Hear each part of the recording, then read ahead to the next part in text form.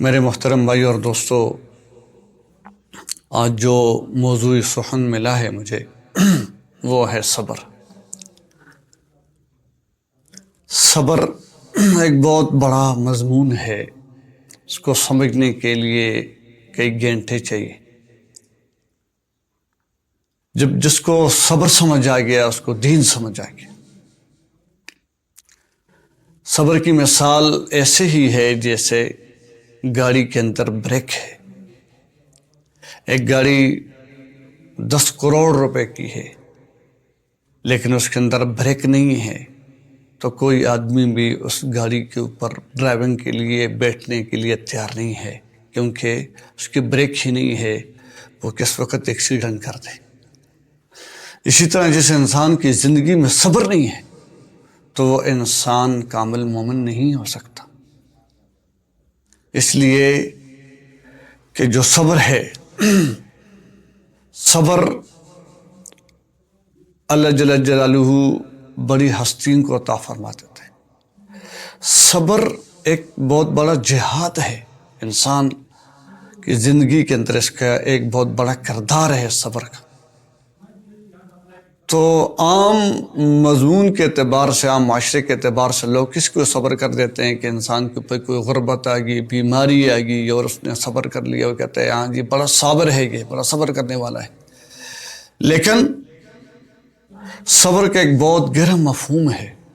اگر صبر ہمیں سمجھ آ گیا، گویا کہ ہمیں پورا دین سمجھ آ گیا۔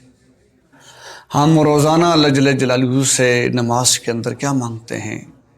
اللہ تعالیٰ سے مدد مانگتے ہیں، ایاک نعبد و ایاک نستعین، اے اللہ ہم خاص تیری ہی عبادت کرتے ہیں اور خاص تجھ ہی سے مدد مانگتے ہیں۔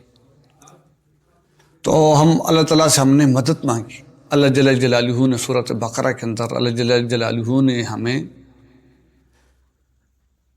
مدد کا طریقہ بتایا کہ وَاسْتَعِینُوا بِالصَّبْرِ وَالصَّلَاةِ، مدد حاصل کرو صبر کے ساتھ اور نماز کے ساتھ۔ یہاں پر نماز سے پہلے صبر کو لے کے آئے، حالانکہ نماز پہلے تھی، صبر بعد میں تھا یہاں، لیکن اللہ جل جلالہ نے یہاں پر صبر لے کے آئے۔ اب صبر ہے کیا چیز ہے؟ صبر کے لغوی معنی ہیں رک جانا، ٹھہر جانا، اور صبر کے جو اصطلاحی مفہوم ہے وہ 3 ہیں۔ نمبر 1،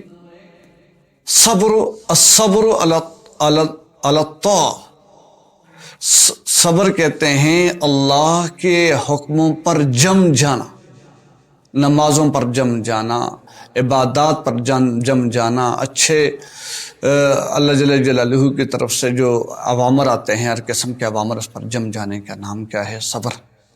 کہ انسان نوافل پڑھتا ہے تو پھر اس پر دوام اختیار کرتا ہے تو یہ بھی صابر ہے۔ اس طرح کوئی آدمی تہجد پڑھتا ہے تو یہ بھی صابر ہے۔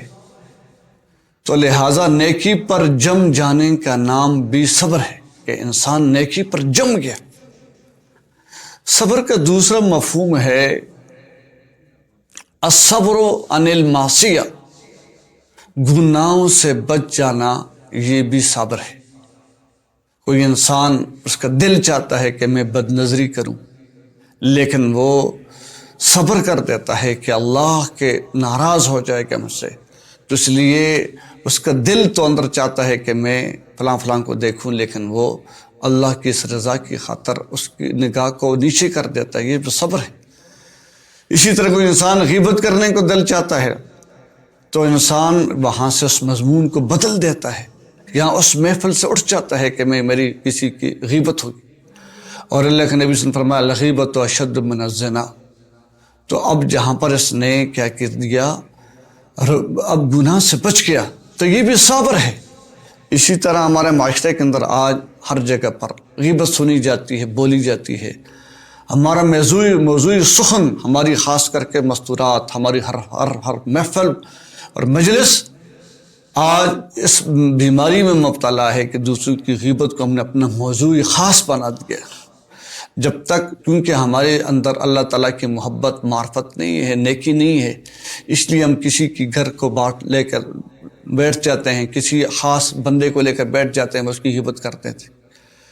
تو اب کوئی آدمی وہاں پر اس مجلس سے جہاں پر غیبت ہو رہی ہے وہاں پر اٹھ کر چلا جاتا ہے، اس نے اللہ جل جلالہ کی نافرمانی سے اپنے آپ کو بچایا ہے، یہ بھی صابر کے لائق ہے۔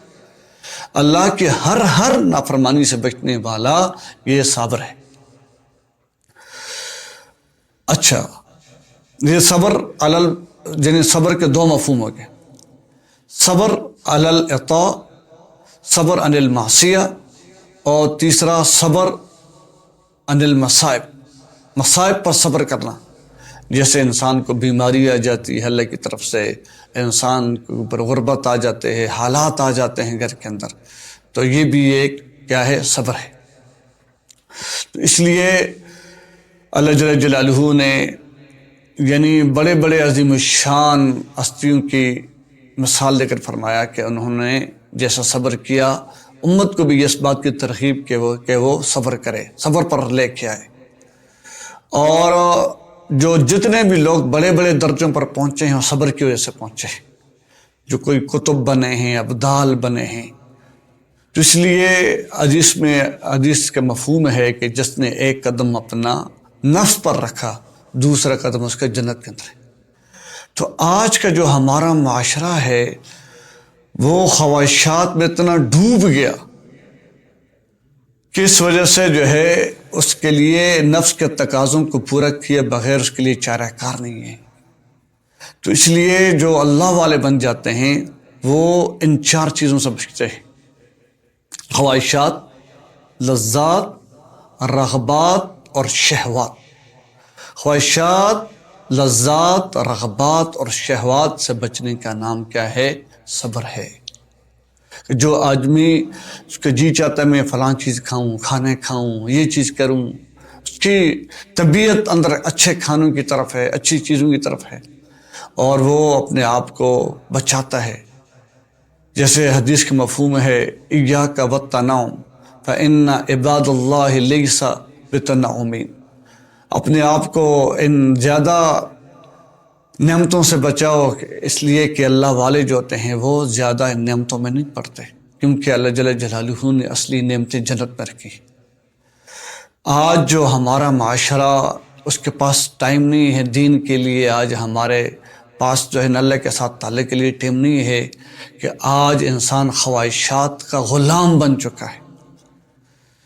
ایک ہے اللہ والا کہ جس نے اپنی خواہشات کو اپنے تابع بنا دیا ہے، اور ایک ہے شیطان کا پیروکار کہ جو شیطان کی ہر بات مانتا ہے، شیطان ان کو جو کہتا ہے اس بات مانتا ہے۔ کہ مثال گھوڑے، شہ سوار اور گھوڑے کی ہے۔ اگر شہ سوار مضبوط ہے، گویا کہ یہ آدمی وہ ہے جس نے اپنے خواہشات کو اپنے کنٹرول میں کیا ہوا ہے، تو اب چونکہ شہ سوار مضبوط ہے تو گھوڑے کو جس طرف لے کے چلا جائے گا وہ اس طرف رخ کرے گا۔ اگر انسان ایمانی اعتبار سے مضبوط ہے تو پھر اس کا شیطان کیا ہوگا؟ مضبوط ہوگا۔ پھر شیطان اس کو خواہشات جس غلط راستے پر لے کے جائیں گی چلا جائے گا۔ کیوں؟ اوپر شہ سوار کمزور ہو چکا ہے۔ اس لیے آج ضروریات تو غریب کی بھی پوری ہو جاتی ہیں، لیکن خواہشات کبھی بادشاہوں کی پوری نہیں ہو سکتی۔ اس لیے اللہ تعالیٰ نے اس جہان کو چھوٹا سا جہان بنایا ہے، اس لیے خواہشات کی تکمیل کے لیے اللہ تعالیٰ نے جنت بنائی ہے۔ تو اس لیے یہ بہت بڑا جہاد ہے صبر کرنا، کہ جس کو صبر آ گیا گویا کہ وہ یہ بہت بڑا مجاہد بن گیا۔ المجاہد من جاہد نفسہ، مجاہد وہ ہے جو اپنے نفس کے ساتھ جہاد کرے، جس کو لذات، رغبات اور شہوات سے انسان کو یعنی اللہ کی اطاعت پر لے کے جن چیزوں سے بچ جائے۔ اور آپ تاریخ اٹھا کر دیکھیں جتنے اللہ والے بنے ہیں انہوں نے نفس کی مخالفت کی ہے اور وہ تب اللہ والے بنے۔ تو اس لیے اللہ جل جلالہ ہمارے اندر جو ہے صبر کا جو حقیقی مفہوم ہے جو اللہ میں سمجھانا چاہتے ہیں وہ ہمارے اندر لے کے آئے۔ تو اس لیے انسان کا جو پیٹ ہے یہ ایک بالش چوڑائی، ایک بالش لمبائی نہیں ہے، بلکہ یہ خواہشات کا سمندر ہے۔ انسان ایک خواہش پورے کرنے کی کوشش کرے گا تو دو خواہشیں منہ کھولیں گی، دو کو پورا کرے گا تو اللہ کی قسم یہ 2 خواہشیں پوری نہیں ہوں گی، 4 خواہشیں اس کے منہ کھولے ہوئے بیٹھی ہوں گی۔ 4 کو پورا کرنے کے لیے بھاگے گا تو 8 منہ کھولیں گی۔ اور اس لیے اللہ کے نبی صلی اللہ علیہ وسلم فرمایا لو کان ابن آدم لوادیان من ذهب لابتغى ثالثا، اگر آدم کے بیٹے کو 2 وادیاں سونے کی مل جائیں تو کیا اس پر صبر کرے گا؟ لابتغى ثالثا، یہ تیسری کی تلاش میں لگ جائے گا۔ لا یملأ جوف ابن آدم الا التراب، انسان کے اس پیٹ کو قبر کی مٹی ہی بھر سکتی ہے۔ اس لیے اللہ والے ہمیشہ اپنی نگاہ، اپنی سوچ، اپنی فکر، اپنی منزل آخرت کو بناتے ہیں اور آخرت کے لیے محنت کرتے ہیں، اور دنیاوی لذات، رغبات، شہوات سے اپنے آپ کو بچاتے ہیں، اور اللہ کی اطاعت پر اپنے آپ کو جماتے ہیں، اور اللہ کی نافرمانی سے اپنے آپ کو بچاتے ہیں، اور اللہ کے اوپر ایک طرف سے آنے والے حالات کے اوپر صبر کرتے ہیں۔ تو ان اللہ مع الصابرین، اللہ صبر کرنے والوں کے ساتھ ہے۔ اللہ مجھے اور آپ کو بھی صبر کرنے والا بنائے۔ صبر مانگنا تو نہیں چاہیے، صبر مانگنا گویا آزمائش کو مانگنا۔ ایک دفعہ اللہ کے نبی صلی اللہ علیہ وسلم مسجد نبی میں تشریف لے گئے تو ایک صحابی مانگ رہے تھے اللہم اصبرنی، اللہ مجھے صبر دے۔ اب صلی اللہ اس کو ٹھوکر ماری، فرمایا کیا تو اللہ کی آزمائشوں پر صبر کر سکے گا؟ تو اللہ کی آزمائشوں پر تو بڑے بڑے لوگ صبر نہیں کر سکتے، تو وہ پھسل جاتے ہیں۔ تو یہ دعا کر اللہم عافنی، اے اللہ مجھے عافیت دے۔